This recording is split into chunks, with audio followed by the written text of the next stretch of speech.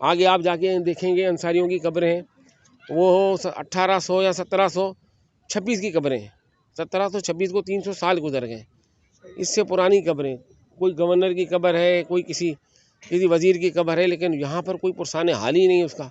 हैदराबाद का कदीमी कब्रिस्तान आज गंदगी और गलाजत का ढेर बन चुका है, जहां कलोड़े दौरे हुकूमत के गवर्नर और वजीरों की कब्रें भी मौजूद हैं। कदीमी कब्रिस्तान पहले शहीदों के कब्रिस्तान के नाम से वाक़ था, लेकिन आज ये 3 हिस्सों में तकसीम होकर टंडो आगा, टंडो मीर मोहम्मद और 3 नंबर तालाब का कब्रिस्तान बन चुका है।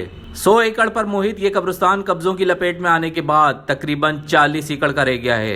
ये कब्रिस्तान टंडो आगा के नाम से भी है, टंडो मीर मोहम्मद के नाम से भी है, अलग अलग इसके पोर्शन देंगे। तकरीबन पहले 100 जो है ये था एकड़ पे था, अब ये जा के जो है ये तकरीबन 30 से 40 जो है एकड़ पे जाके रह गया है।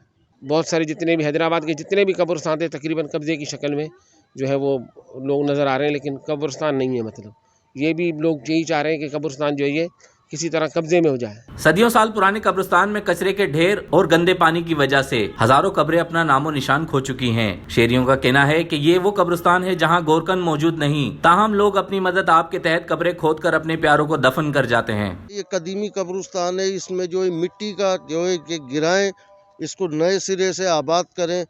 टंडो यूसुफ वाला कब्रिस्तान है, पहले ये था, उसके बाद में वो आबाद हुआ है, समझे ना। अब उधर भी जगह नहीं है इतनी जो कि उधर मैयत को ले जाए और दफनाए, एक के ऊपर एक रखा हुआ है। अगर मेरी ये गवर्नमेंट पाकिस्तान से ये अपील है, जिसके भी ये हाथ में है जो कर सकता है, कि इसमें मट्टी का जो है मलबा डाला जाए, इसमें इसको एक करके फिर नए सिरे से इसको आबाद किया जाए।